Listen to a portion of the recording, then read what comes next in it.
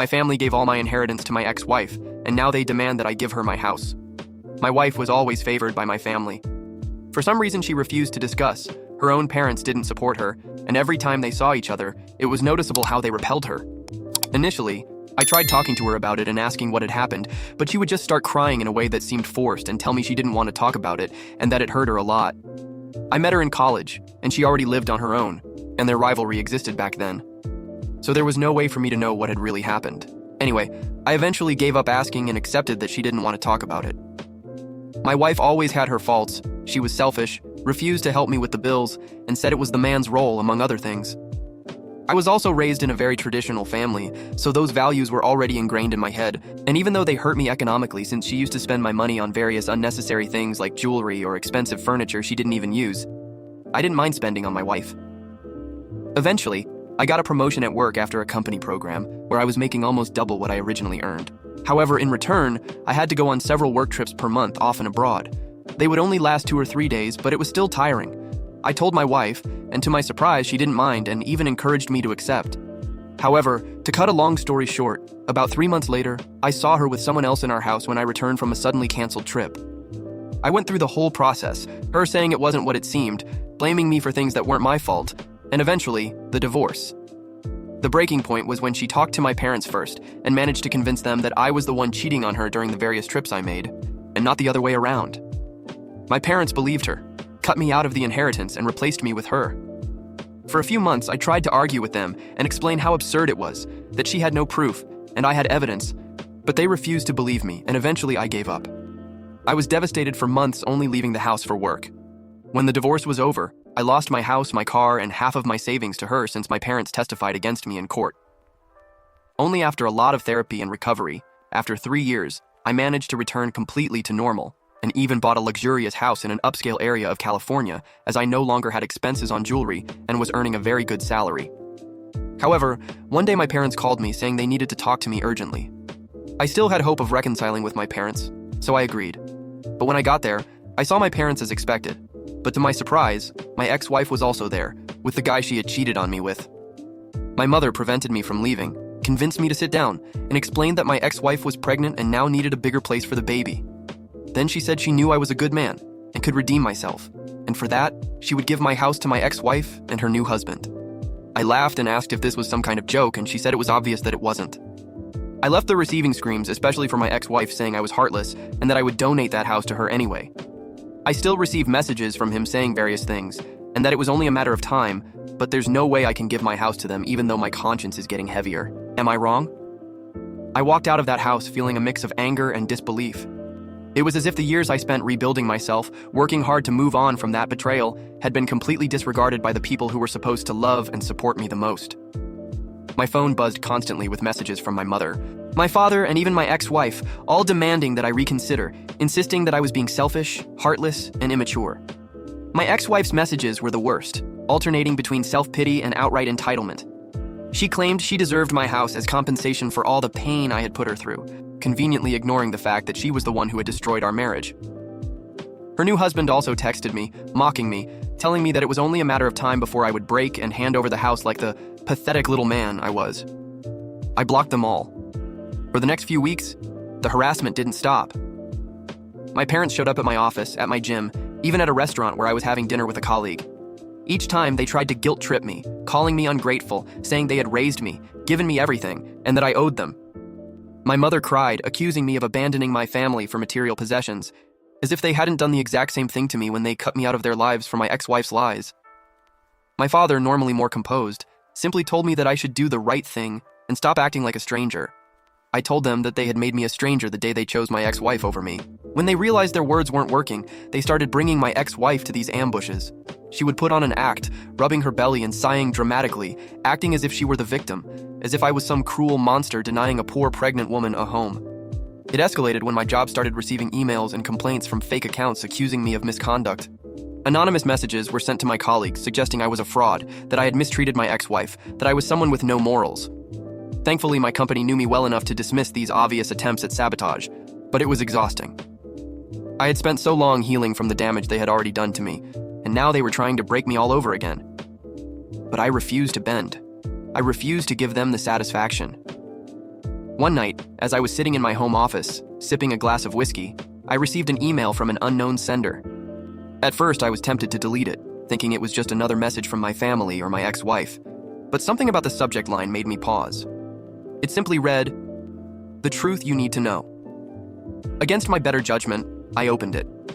Attached were several documents, scanned letters, screenshots of messages, even an old photo of my ex-wife as a teenager, and as I read through them, my blood ran cold. The sender, whose identity was hidden, had compiled undeniable proof that my ex-wife had been lying about her past, about her family, about everything. The letters were from her own parents, disowning her after she had stolen money from them, after she had manipulated and lied to them repeatedly. There were messages from old acquaintances calling her out on her schemes, her habit of using people until they had nothing left to give. And then, there was something even more disturbing. A legal document showing that my ex-wife had been married before she met me, something she had never once mentioned. The divorce papers stated that the reason for separation was infidelity. I leaned back in my chair, my mind spinning. It all made sense now. Her parents' coldness toward her, the way she refused to talk about her past, the way she had latched onto my family, turning them against me the moment things went south. This wasn't just bad luck or manipulation, this was a pattern. She had done this before, and she was doing it again. The only question now was, who had sent me this, and why now? I stared at the screen, my fingers hovering over the keyboard, my mind racing with the implications of what I had just read. The weight of the past, of everything that had been taken from me, pressed down on my chest like a boulder. My ex-wife wasn't just a liar or a manipulator, she was a predator, moving from one victim to the next, leaving destruction in her wake. And now, for some reason, someone had decided that I needed to know the full extent of her deception. I scrolled through the documents again, my eyes scanning every detail, looking for anything that could tell me who had sent them. There was no name, no signature, no hint of identity, just the raw, unfiltered truth that had been hidden from me for years. The thought that I had once loved this woman, trusted her, built a life with her, it made my stomach turn. But more than anything, it reignited the anger I had spent years trying to bury. I had lost everything because of her, my home, my car, my savings, my family. And even now, she and her new husband were still trying to take from me. I clenched my fists, my breathing slow and controlled as I forced myself to think logically. This wasn't just about personal vengeance, this was about protecting myself. If she had done this before, who was to say she wouldn't do it again? Who was to say she wouldn't fabricate some new lie, some new manipulation to try and ruin what I had rebuilt? No, I wouldn't let that happen. The first thing I did was secure the files. I copied everything to an external drive, then sent a copy to my personal email and another to a lawyer friend of mine. I wasn't sure yet how I would use them, but I wanted to make sure they were protected. Then, I took a deep breath and did something I hadn't done in years. I called my parents. It rang twice before my mother answered, her voice sharp, impatient, as if she had been expecting me to finally cave in. "Well, it's about time," she snapped. "Are you ready to stop being selfish and do the right thing?"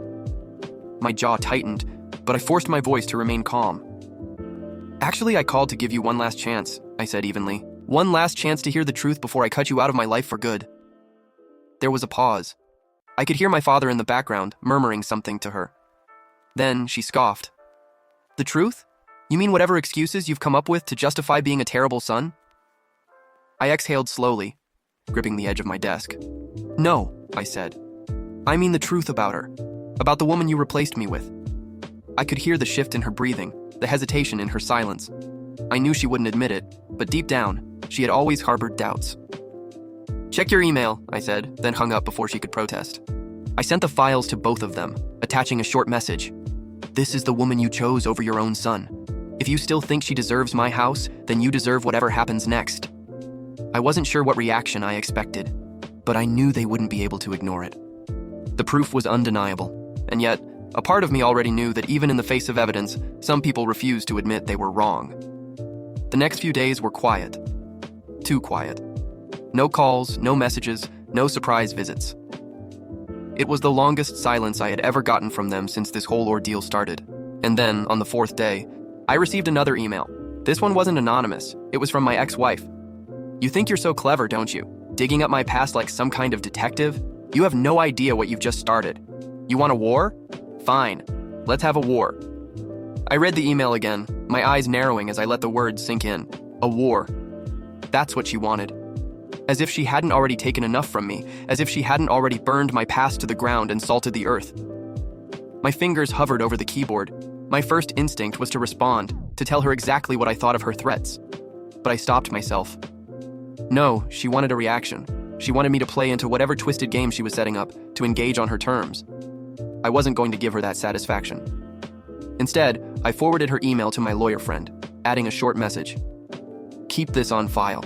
If she escalates, I want to be ready. I closed my laptop and leaned back in my chair, exhaling slowly. My parents still hadn't responded to the email I sent them, and that silence was just as loud as her threats. Either they were in complete denial, trying to find a way to justify the evidence I had put in front of them, or they were too ashamed to face the truth. It didn't matter. I had given them a choice. And if they still refused to see reality, then I was done trying. They had made their decision years ago when they chose her over me. I wasn't going to beg for their love anymore. The next few days passed uneventfully, but I remained on edge. I knew my ex-wife well enough to know that she wouldn't let this go. She wasn't the type to simply accept defeat and disappear. She thrived on control, on manipulation, on making people dance to her tune, and now that I had exposed her past, I had shattered that illusion. She was desperate, and desperate people were dangerous. On the 5th day, I came home late from work. Exhausted from back-to-back meetings, my mind occupied with a million things, when I noticed something was off. My front door was locked, but the porch light, which I always kept off, was on. A small detail, something someone else might not have noticed, but I did. My body tensed, instincts kicking in as I slowly stepped up to the door, my fingers tightening around my keys.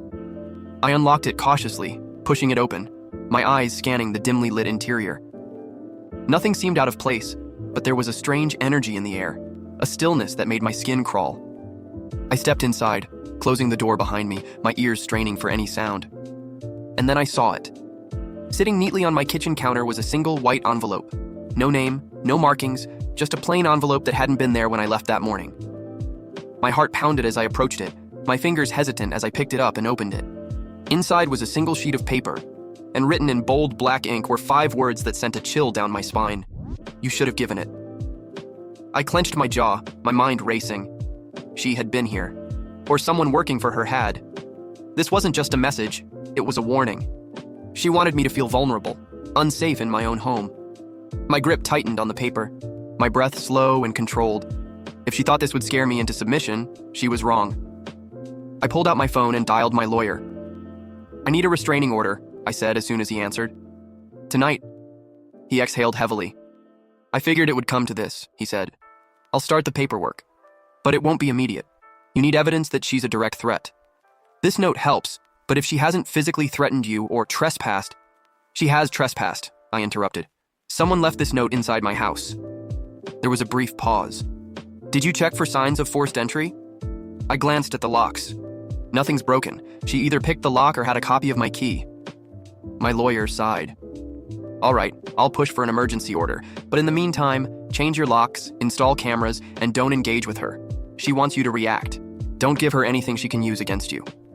I ended the call and immediately took his advice. I called a locksmith, had every lock in the house replaced, and ordered a full security system with cameras covering every possible entrance.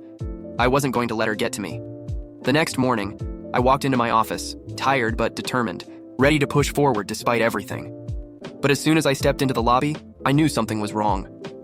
The receptionist gave me a nervous glance, her eyes darting away as she muttered a quick, "Good morning." People whispered as I passed, some looking at me with curiosity, others with pity. My stomach twisted. Whatever it was, I wasn't going to like it. I reached my office, closed the door behind me and pulled out my phone. And then I saw it. An email from an unknown sender, just like the one before. But this time it wasn't documents exposing my ex-wife. This time, it was about me. Attached were fabricated screenshots of fake conversations, edited photos, false allegations that painted me as a manipulative, abusive man who had mistreated my ex-wife throughout our entire marriage. The subject line read, "The truth about him." My hands tightened around the phone. I could already imagine how many people had received this. Colleagues, friends, maybe even clients. This was her counterattack. She couldn't control me anymore, so she was trying to control how others saw me. I forced myself to breathe, to think rationally. I had anticipated this, and I had already taken steps to protect myself legally. But the damage was already being done. I wasn't just fighting for my house anymore. I was fighting for my reputation, my career, my life.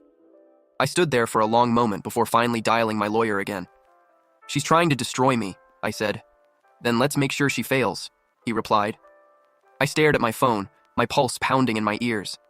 She was escalating faster than I had anticipated, her desperation turning into pure malice. This wasn't just about my house anymore. It was about dismantling me piece by piece until there was nothing left. I knew I had to act before she completely destroyed my career and reputation. I took a deep breath, my fingers tightening around the phone as I made the next call. "I need a private investigator," I told my lawyer. "Now." He didn't hesitate. Within hours, I was sitting in a dimly lit office across from a man who looked like he had seen it all. "You need dirt on her," he said, leaning back in his chair, eyes sharp. "Lucky for you, she's not exactly subtle. Give me a week."